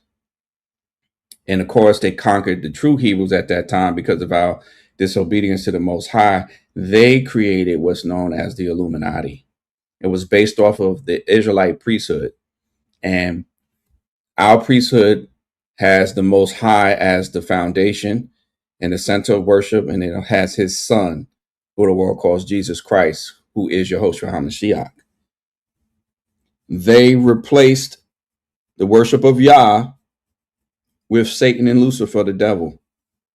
And they created a corrupt priesthood that now has undermined the whole world. Whereas the true understanding of the Most High was supposed to lead the world, because we failed at our job by not remaining 100% faithful to that. It allowed the enemy to come in and use the Roman Empire to spread and promote Satanism disguised as Christianity or Bible worship. Okay. All right. So now let's get into it. I think we were talking about them Seminole Wars, right? All right. So the Seminole Wars, also known as the Florida Wars, were a series of 3 military conflicts between the United States and the Seminoles that took place in Florida between about 1816 and 1858. The Seminoles are a Native American nation which coalesced in northern Florida during the early 1700s when the territory was still a Spanish colonial. Oh, goodness. What did I do? I hit the wrong button. Okay. When the territory was still a Spanish colonial possession. I want to say thank you, Hazel Hill, for this super chat. Appreciate you. Pray that this information blesses you. Okay. Tensions grew. Yeah. So Spain was still on, Florida was still under Spanish colonial possession at that time. Tensions grew between the Seminoles and American settlers in the newly independent United States of America in the early 1800s, mainly because enslaved people regularly fled from Georgia into Spanish Florida. I want to say thank you, D.C. Bricey. D. Bricey, thank you. Feeling blessed for this teaching in the middle of the day. Thank you. And thank you. I appreciate you. Hallelujah. All right. Mainly because enslaved people regularly fled from Georgia into Spanish Florida, prompting slave owners to conduct slave raids across the border. So Black people started to escape into Florida that was still a colony of Spain. And the Spanish military began to arm Black freedmen. The United States military army started to find out. They started to send troops down into Florida to recapture these freedmen. But the freedmen kept whipping their behind. I mean, battle after battle after battle. There was 3 wars. And for all of these wars, foundational Black Americans beat the United States military severely. I'm talking about they had severe losses, prompting slave owners to conduct slave raids across the border. What began as a small cross-border skirmish became the first Seminole War as Andrew Jackson, y'all know who Andrew Jackson is, right? Led the U.S. forces into Florida. So the United States military came into Florida despite Spanish objections to pursue the Seminoles. They saying Seminoles, but the Seminoles, they didn't want to give Black people credit that Black people, freedmen, could beat the United States military. So they just referred to them all as Seminoles to not give credit to the fact that these were foundational Black Americans that was whipping the United States Army. FBAs were beating the United States military with weapons that was left here by the Spanish. They didn't want to give us credit, so they called it just Seminole Wars. They rather give recognition to Seminole than to freedmen.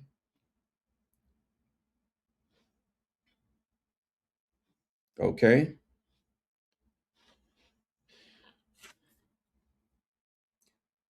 Jackson's forces destroyed several Seminole, Miccosukee, and Black Seminole towns, as well as captured Fort San Marcos and briefly occupied Pensacola before withdrawing in 1818. Did they withdraw or did they get beat? You see the way they frame this. It wasn't a withdrawing, they got whipped. They're not going to withdraw. They got beat. They got their behinds kicked. They got ran out of there. Okay. So because the United States kept losing against these freedmen, and it was costing them millions of dollars, it was an expensive war campaign. Those white Southerners here and slave owners were telling white people in the North that they have to keep sending their young men to fight and die in these battles because this is a battle of the entire United States government. But those who were from the North was like, nah, we're not going down there to fight. This only affects and impacts the South.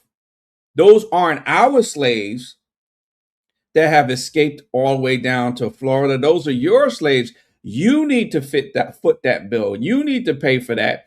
You need to stop making the whole United States military have to finance these wars that we keep losing because they're very expensive and they only benefit the South. If we even beat these freedmen, those slaves are only going to be returned to Southern states. So it's not even cost effective for us here in the North to keep having to fight these battles that you keep losing anyway. So this is what created the tension between the North and the South. This is the reason for the war.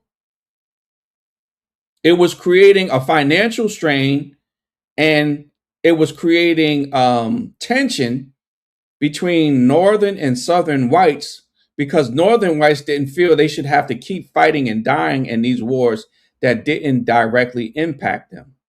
And Southerners was like, oh, yes, you should. You have to fight in these wars because this is the United States government fighting this.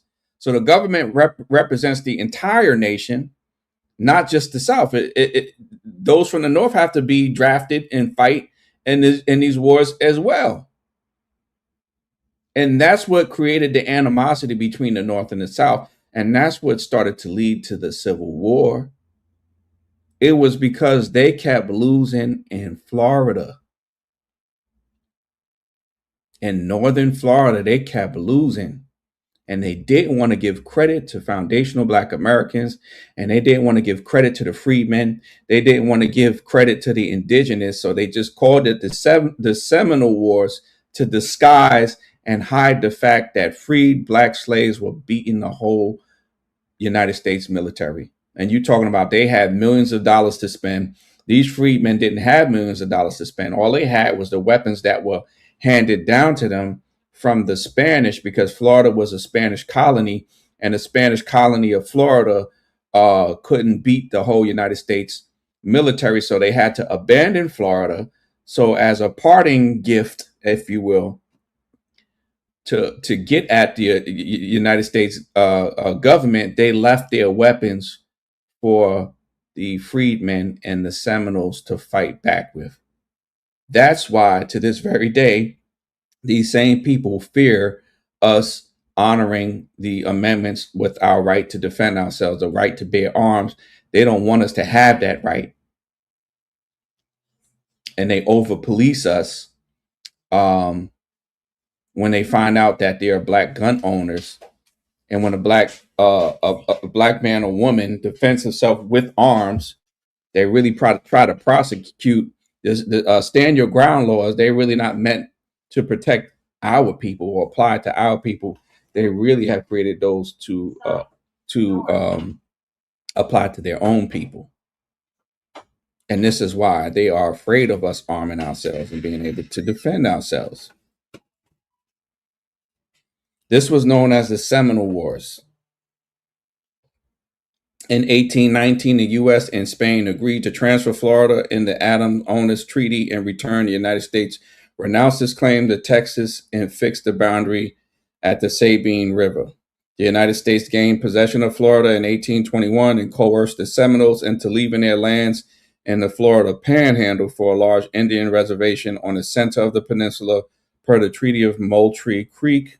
In 1832, the Treaty of Payne's Landing, however, the federal government under United States President Andrew Jackson demanded that they leave Florida altogether and relocate to Indian Territory, modern-day Oklahoma, as per the Indian Removal Act of 1830. Those who refused to move resisted violently, leading the Second Seminole War from 1835 to 1842, which is by far the longest and most wide-ranging of the three conflicts.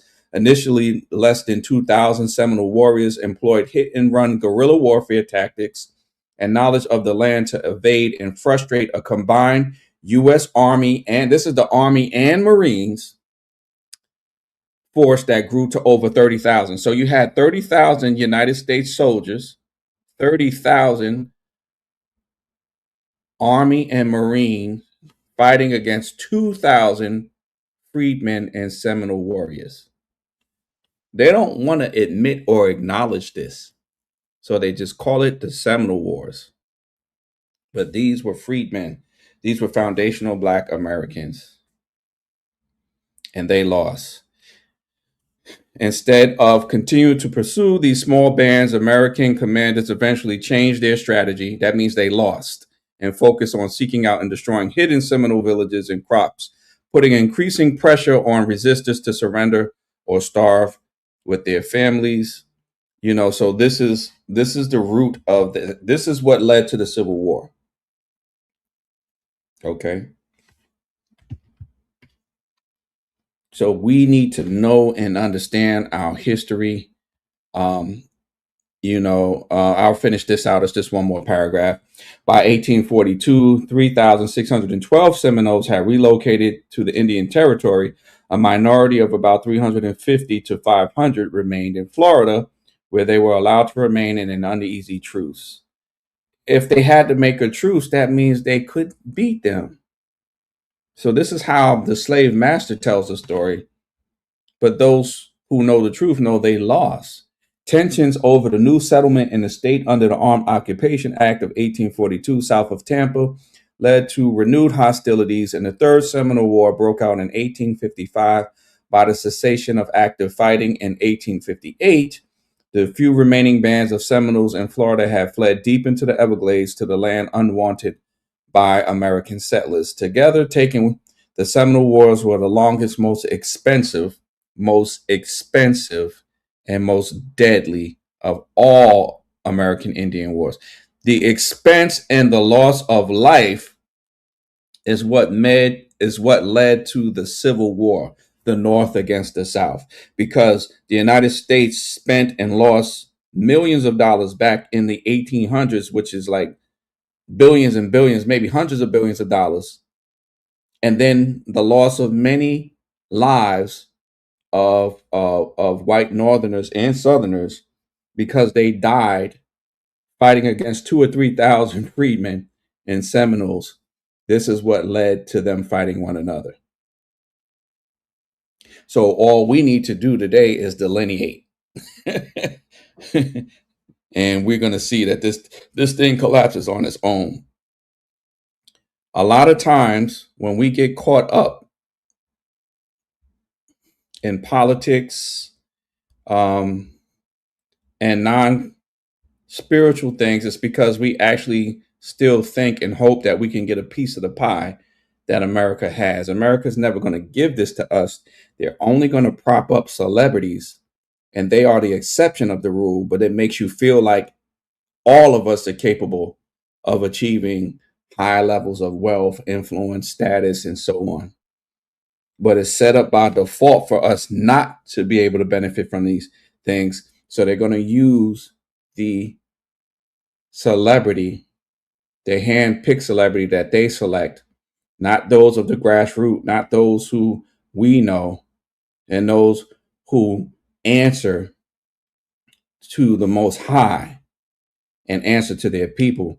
They want to put people into position who answers to white supremacy. That's why none of these celebrities, you notice none of the celebrities are really saying anything about FBA. They just remaining quiet because they're waiting to see what their handlers tell them to do. And right now their handlers is telling them not to do anything or to dismiss or to, discourage our people from acknowledging our ethnic roots as FBAs. So this is what we need to know and understand in 2026, that we are the illuminated ones. We have the light.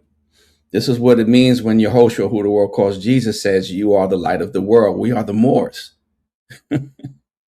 We are the illuminated ones. We are the light of the world. And he is the greater light. Our Yahushua, who the world calls Jesus, is the greater light, but we are the illuminated ones on the earth. Okay? So in order for this to collapse, we have to simply delineate and separate from this system.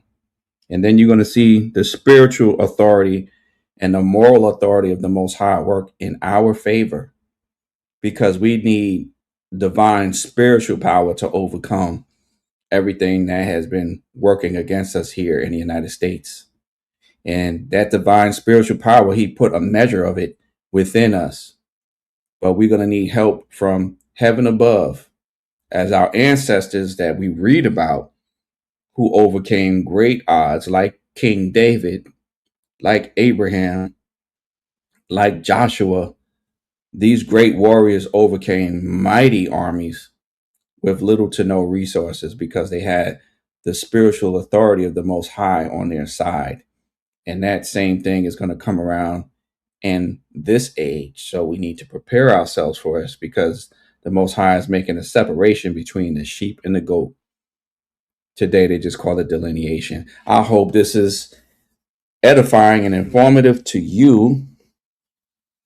And remember, I'll just close with this one scripture because it's important. I'm going to go to the book of James.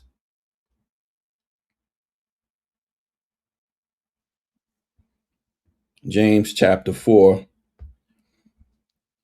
I'm going to start at verse 3. Ye ask and receive not, because ye ask amiss, that ye may consume it upon your lusts. Meaning, we pray for things. We want freedom. We want equality. We ask for these things, but we don't receive it because we have to do it the way the Most High tells us to. So if we ask and we don't receive, then we want freedom, we want deliverance from this oppression. Why don't we receive it? Because we're asking the wrong way. We're not doing what's required. But now that delineation is here, that's the first step in doing what the Most High requires. He requires separation from the heathen. Verse 4, ye adulterers and adulteresses, know ye not, let me highlight that, know ye not that the friendship of the world is enmity with Elohim, is enmity with God. So friendship of the world is celebrity status.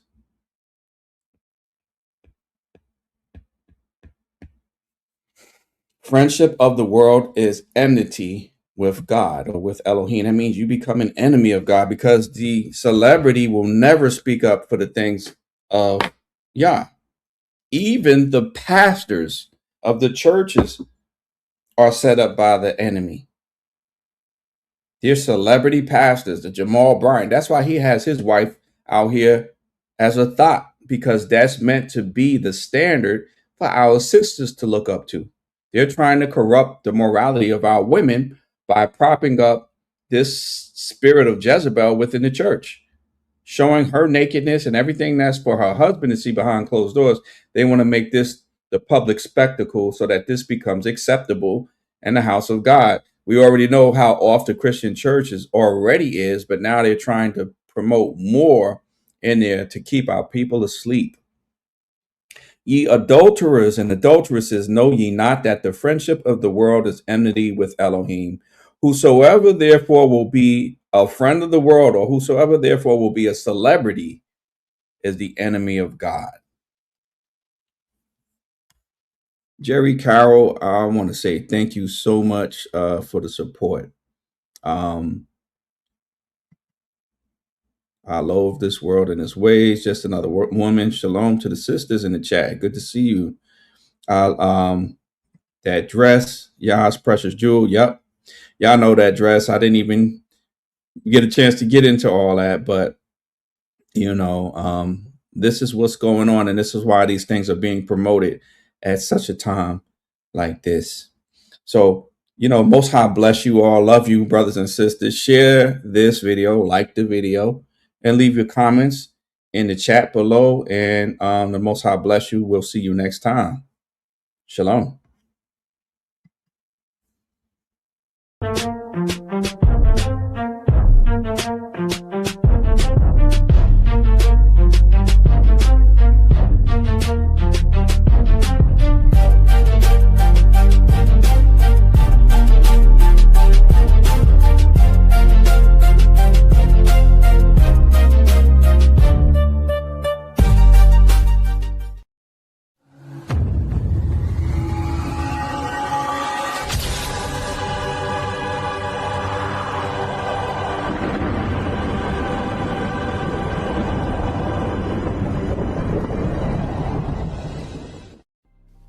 This restored Hebrew KJV contains Old and New Testaments in black and white with original names and divine revelations.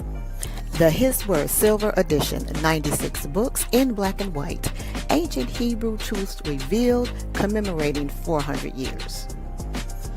The His Word Gold Edition, best-selling Hebrew Bible, 96 books, vivid photos, commemorating 400 years. The His Word Paleo Hebrew Edition has the ancient names in Paleo script, vivid photos, and the Hebrew Paleo alphabet charts. Don't delay. Add to your collection today. HebrewIsraeliteScriptures.com. We just pray on behalf of our people, JediYAH-EL, O Most High, that you have caused us to stand in these last days. Give us strength, O Yehovah. Pour the Ruach HaKodesh upon us, O Yah. Pour out the latter rain, O Most High. Show mercy unto us. Deliver us, O Yehovah. Open the gates of heaven unto our prayer. Yehovah will receive our prayer. O Yah, receive